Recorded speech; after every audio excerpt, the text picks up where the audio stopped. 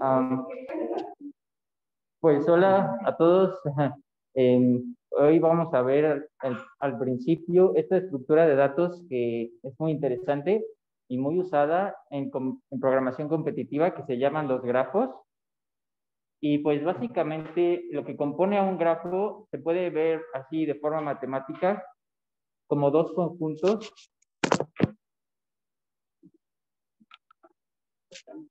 Un conjunto de vértices, que son estas pelotitas, y otro conjunto que son las aristas, que son las que unen a los vértices, y pues eso a veces le llaman conexión, arista. En inglés se les llaman edges usualmente, y bueno, como pueden ver, pueden tomar formas muy diferentes. Para visualizarnos, nosotros los dibujamos en dos dimensiones, ¿no? O sea que los podemos poner a través del pizarrón, pero solamente en un plano, aunque en realidad podrían también pues, representarse en tres dimensiones para visualizarse de una forma más, pues, no sé, para problemas complejos puede ser. Y entonces pueden tomar diferentes formas. Y el grafo más simple es uno que se llama no dirigido. Esto porque las aristas, como pueden ver, las de acá abajo tienen flechitas al final, pero aquí las líneas son solamente líneas, y eso nos indica que podemos ir de un vértice a otro, y de igual manera podemos ir de ese mismo de regreso al original, y por eso se llama no dirigido, porque las aristas no restringen la dirección de a dónde se puede conectar los vértices, pero a diferencia de estos, los grafos dirigidos, ahí las líneas, las aristas, ya tienen flechitas. Entonces, en este caso, de este vértice con este vértice, la arista es estrictamente en esta dirección. Entonces, podemos ir de este vértice a este, pero no podemos regresar de este a este. Y por eso se llaman dirigidos. También se puede representar los grafos no dirigidos como dirigidos, por ejemplo, poniendo dos aristas con dirección, pero estos dos aristas en un grafo dirigido representarían lo mismo que esta arista en un grafo no dirigido. Y después tenemos subcategorías del dirigido, por ejemplo, que es así acíclico, en inglés Directed Acyclic Graph, y como pueden ver es parecido al anterior, pero en este caso, aquí sí hay un ciclo. Un ciclo creo que se definía como un posible camino de aristas en el que partes de un vértice y puedes volver al mismo vértice, pero sin repetir una arista dos veces, o sea, sin pasar por un camino dos veces. Entonces, aquí podemos ver que de este vértice a este hay un camino, hay una arista, después de este a este, y podemos volver al original. Entonces, este es un ciclo. Pero intenten hacer esto en este grafo con cualquiera de los vértices y no se puede, es imposible. Entonces, por eso es acíclico. Y después, para algunos problemas específicos, sirve poner pesos en las aristas. Por ejemplo, si tenemos una ciudad aquí y otra ciudad aquí, tal vez sea útil representar la distancia entre las dos ciudades con una arista que tiene un peso,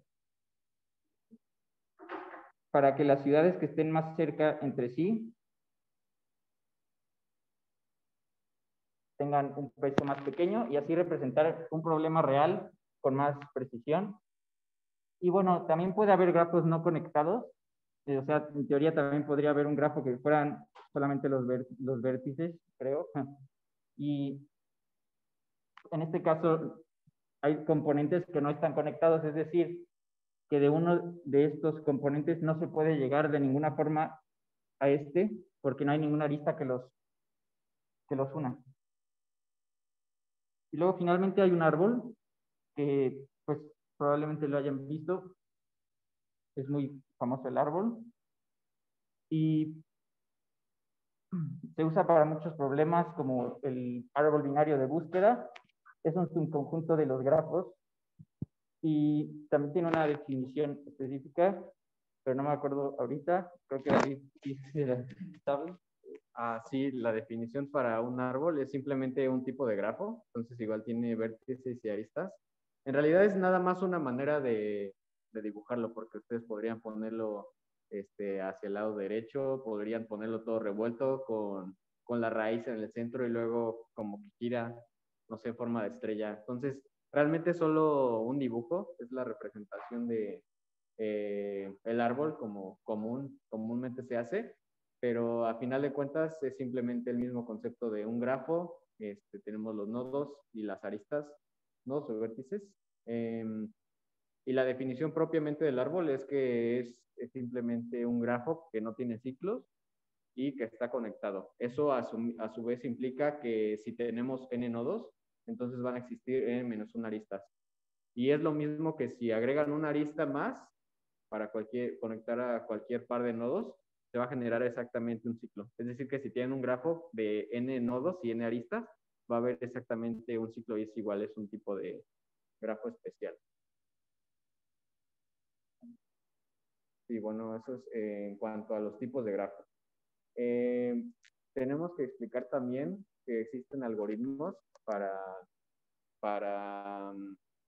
digamos, visitar los grafos y claramente, pues estos son dibujos, ¿no? Tenemos también que idear una manera de representar esto computacionalmente. Y entonces hay dos maneras que nosotros podemos hacer. La primera es la matriz de adyacencia. Esa es, digamos, una de las dos formas que podemos usar. Digamos que queremos representar este grafo de acá. Y tenemos que ponerle primero números para identificar cada uno de los nodos. Es lo que comúnmente se hace. Se usan números, letras, strings, etcétera. En nuestro caso vamos a usar números.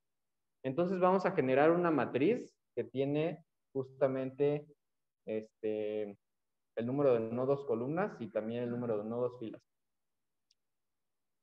Esto va a ser 1, 2, 3, 4, 1, 2, 3, 4. En esta matriz simplemente vamos a denotar si un nodo está directamente conectado a otro nodo. Ya es cuestión de cada quien considerar si el nodo está conectado a sí mismo, que bueno, generalmente decimos que sí. Entonces todo esto pues es 1, ¿no? Luego en el caso tenemos conectado a 1, 2, entonces aquí sería 1. Y si es un grafo no dirigido, como dijo Luis, entonces es como si tuviéramos un grafo dirigido, pero de doble sentido, ¿no? Como este. Entonces si podemos ir de 1 a 2, también podemos ir de 2 a 1, ¿no? Listo. Podemos ir también de 1 a 3, entonces aquí y aquí.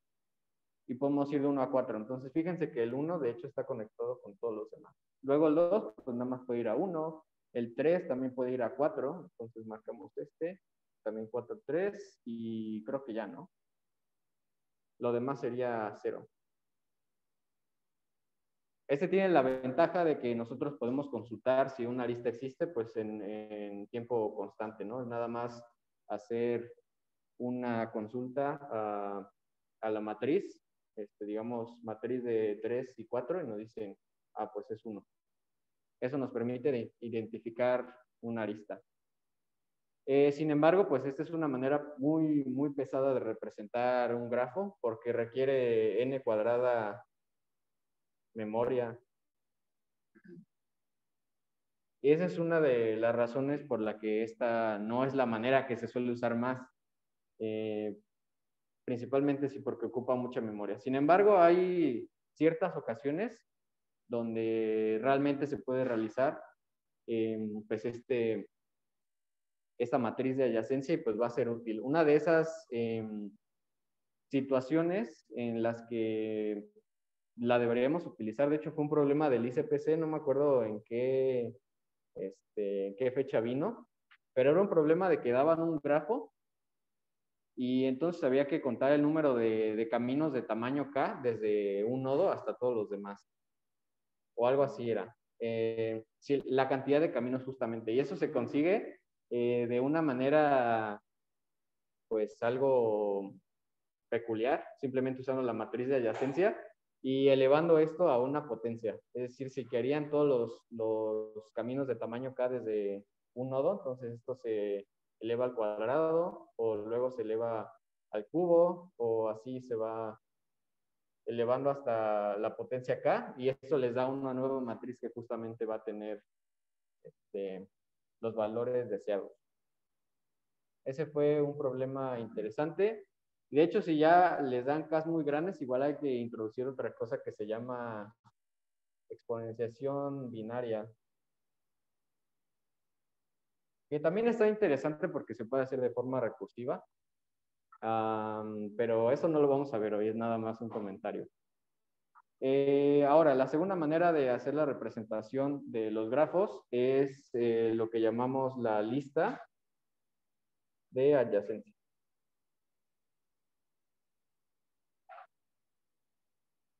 En la lista de adyacencia nosotros vamos a tener ahora la misma cantidad de filas, por así decirlo. Cada una de estas va a ser pues, una lista, un vector, cualquier cosa. Y nosotros nada más vamos a poner en la lista que 1 pues está conectado a 2, ¿no? Y 2 está conectado a 1. Añadimos la otra lista que es de 1 a 3, entonces 1 está conectado a 3 y 3 está conectado a 1. La siguiente arista es 1 a 4, entonces 1 está conectado a 4, entonces está conectado a 1. Y la última es con 3 y 4, ¿no? 3. En realidad esto es muchas veces lo que les dan en las competencias cuando leen un grafo, les dicen, pues ten la n, que es el número de nodos, luego te dan m, que es el número de aristas, y más bien dan las aristas como una lista, digamos 1, 2, 1, 3, 1, 4 y 3, 4, ¿no? Que es nuestro grafo de ellos. Dan una lista y pues lo que nosotros tenemos que construir es justamente esto. Y esto se logra haciendo un arreglo o un vector de vectores.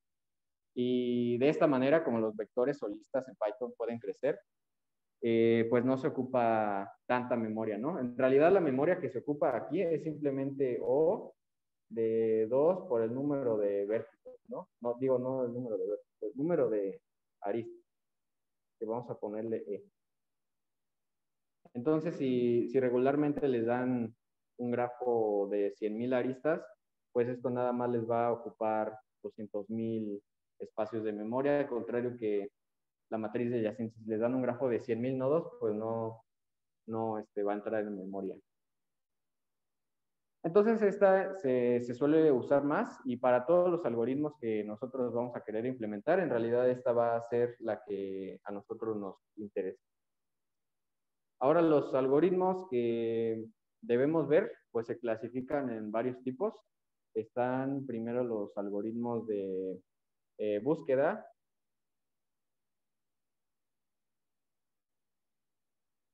Están también los algoritmos de camino más corto. Vamos a ponerle short test, short test.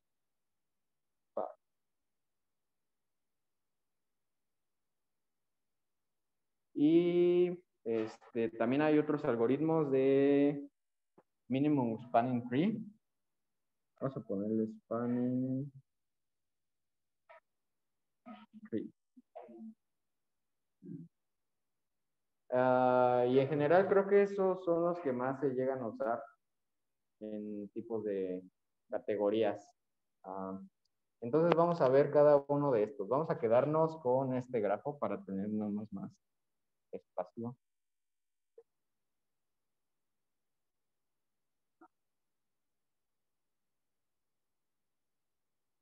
Y pues vamos a ver primero los algoritmos de búsqueda. Imagínense que no tienen un grafo de 4 nodos, sino que tienen un grafo masivo, ¿no? O sea, muchas cosas ahí más. Entonces, si tienen un grafo suficientemente grande, la búsqueda lo que hace es simplemente, bueno, hay dos tipos de búsqueda. la búsqueda en profundidad, que es la DFS, de la cual comentamos hace, no me acuerdo qué día, pero dijimos DFS y BFS. Entonces, esas son las dos búsquedas principales para grafos. Esta es DFS porque es depth first. Y la S pues de search, ¿no? Y esta es creo que se escribe así, no estoy seguro. Breadth first. Breadth first search.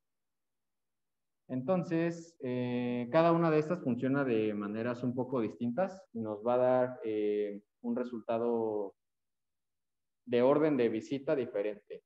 Y de hecho también funcionan con dos estructuras de datos diferentes que son la pila y la cola. La pila es el stack y la cola es queue.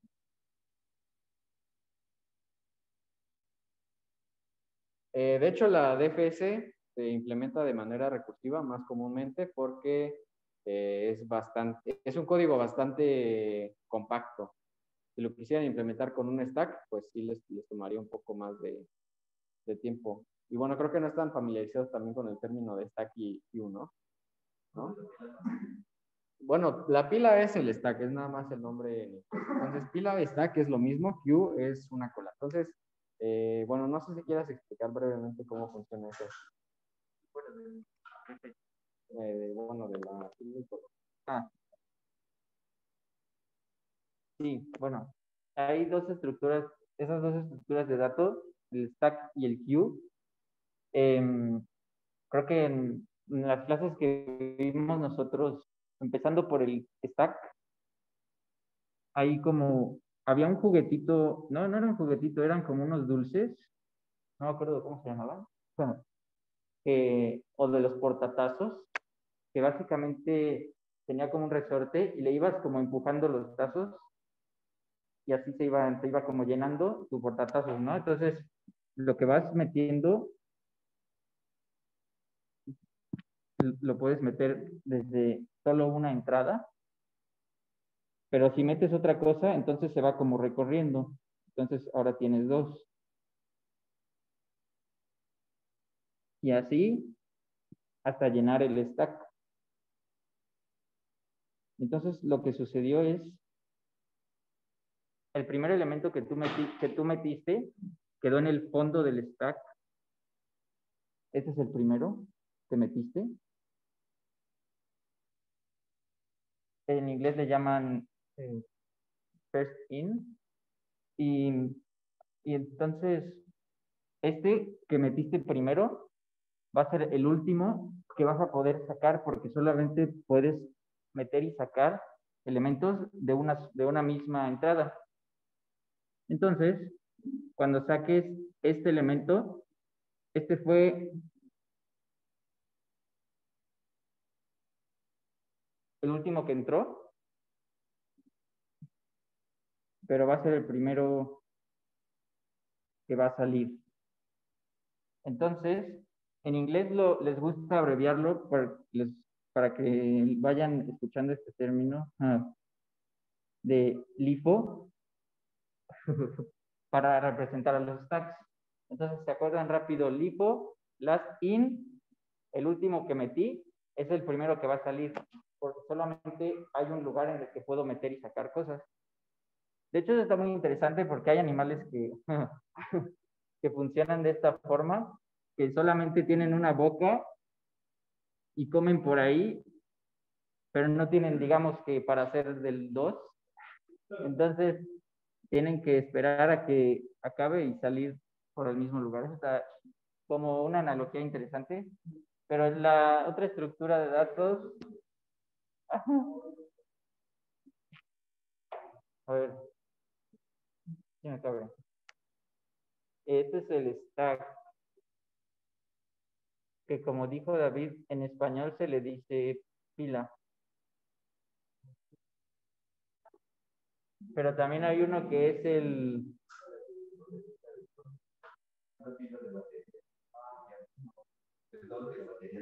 Ujú.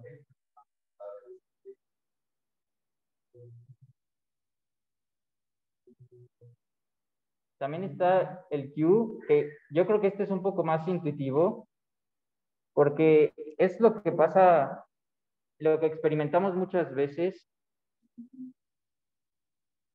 cuando en la vida real, cuando nos formamos para recibir algún servicio, como en el Oxxo, por ejemplo. Si se forma una persona, esta es la primera en recibir su servicio y se va. Pero si se forman muchas personas, entonces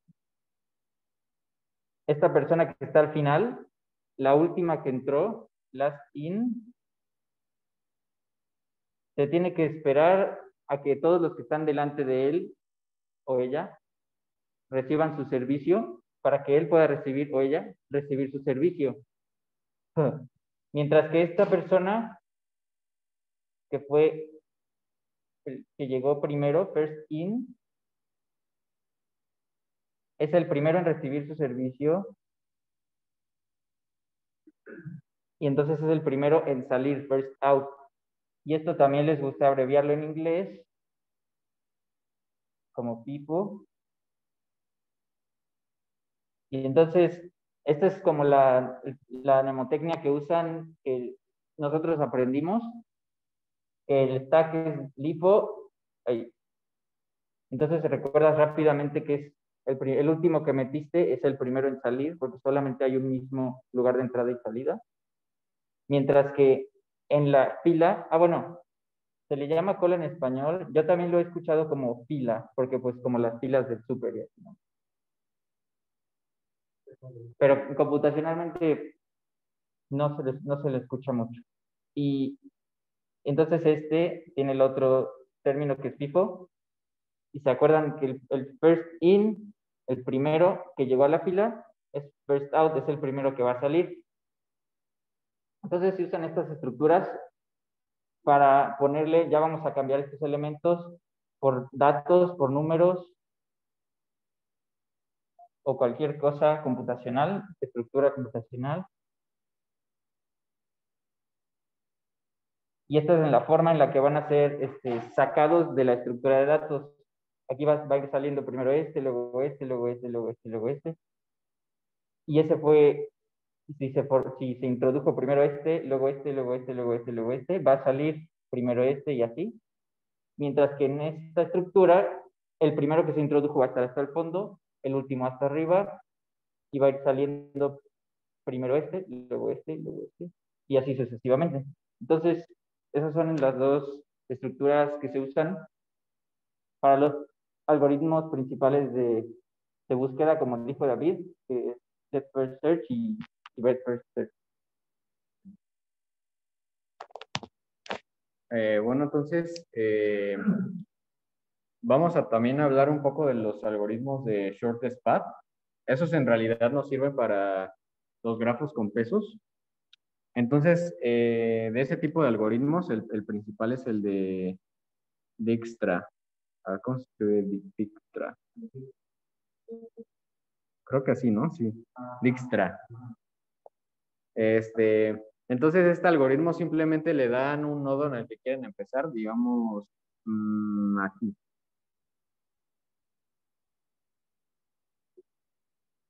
Así es que, bueno, este grafo está muy simple, pero lo que les da este algoritmo simplemente empezando de aquí, ¿cuál es la distancia mínima hacia todos los demás nodos del grafo, ¿no? Entonces, si empezamos aquí, pues este va a tener distancia 0, este va a tener distancia, no, vamos a cambiarle este a que sea 7, ¿no? Entonces va a visitar este y va a decir, pues tiene distancia 7, ¿no? Pero entonces va a visitar este, dice, tiene distancia 4 este. Y cuando de este se visita este, se da cuenta de que tiene una distancia menor, entonces la actualiza y este se queda pues con una distancia de 6. Y ya finalmente, pues como solo hay un camino, le dice, pues hay una distancia de 9. Esto se podría hacer con 2 ciclos en n cuadrada, pero el algoritmo de Dijkstra, que ya pueden revisar después cómo funciona y todo eso, esto nada más es como una introducción. Este funciona en O, B log de E, que en términos prácticos lo podemos reducir a N log N. De hecho, este también usa una estructura de datos que tienen que conocer, que es la priority queue o simplemente heap.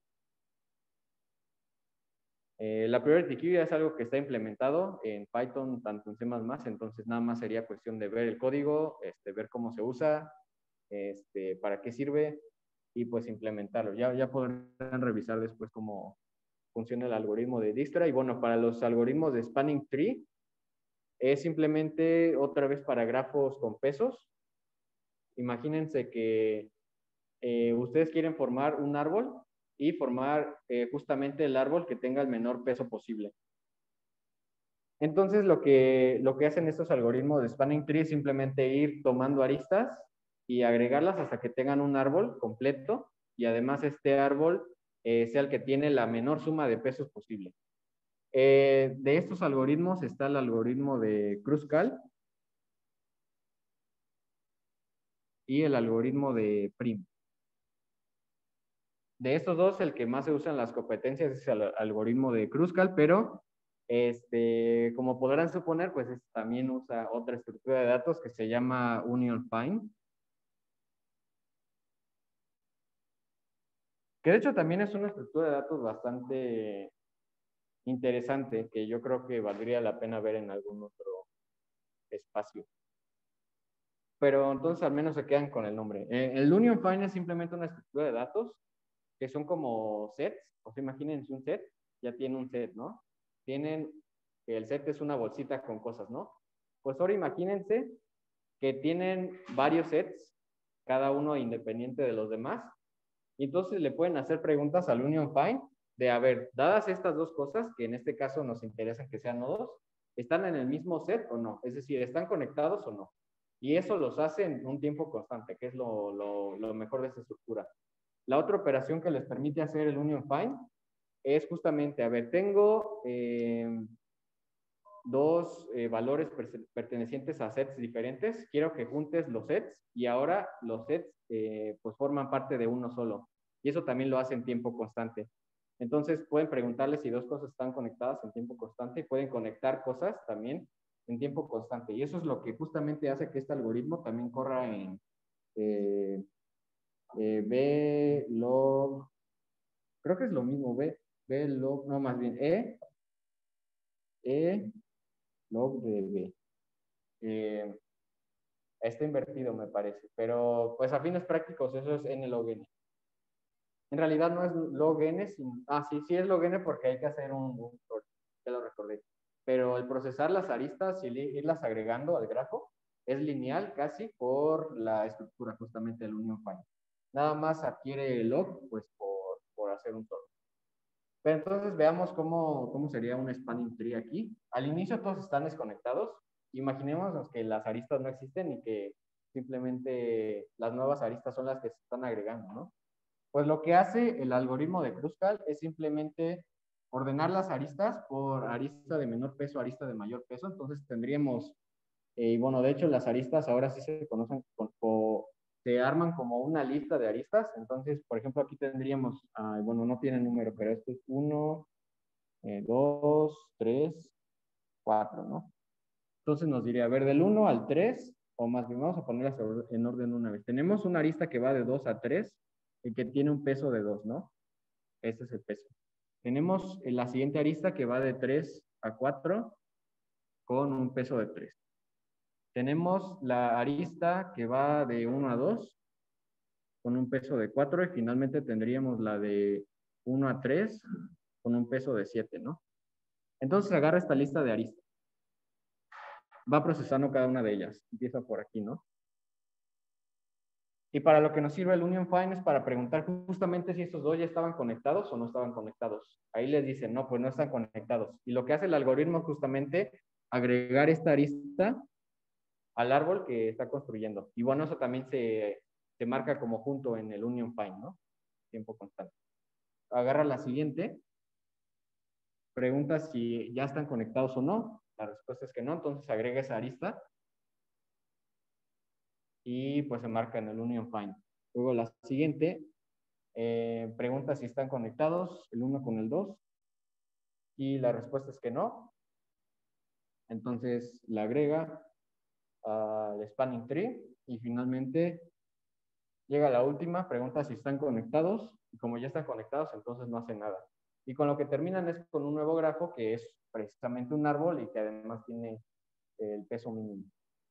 Y bueno, eso se llega a aplicar también en algunos problemas. Entonces vamos a hacer un ejercicio rápido de DFS con este grafo de aquí no conectado para ver más o menos cómo funciona. La DFS también le sirve para encontrar las componentes conectadas de las cuales no hemos hablado, pero si tienen un grafo que no está conectado, de hecho cuando se los dan no saben si es un grafo conectado o no conectado, a menos que específicamente lo diga la descripción, pero en realidad existe el problema de que a ustedes les dan un grafo y les dicen, a ver, cuéntame cuántas componentes conexas hay en el grafo. Las componentes conexas son justamente, o los componentes conectados, como le quieran decir, son el número de componentes de su grafo, tal que ya visitaron a todos los nodos y todas las aristas, ¿no? En este caso, pues la respuesta sería que hay 2, ¿no? Digamos que esto es 1, 2, 3, 4 y 5. Entonces hacemos la lista de adyacencia rápido para este. Entonces 1 está con 3 y con 5, ¿no? 2 está con 4. 3 está con 1 y 5, ¿no? Luego el 4 está con 2.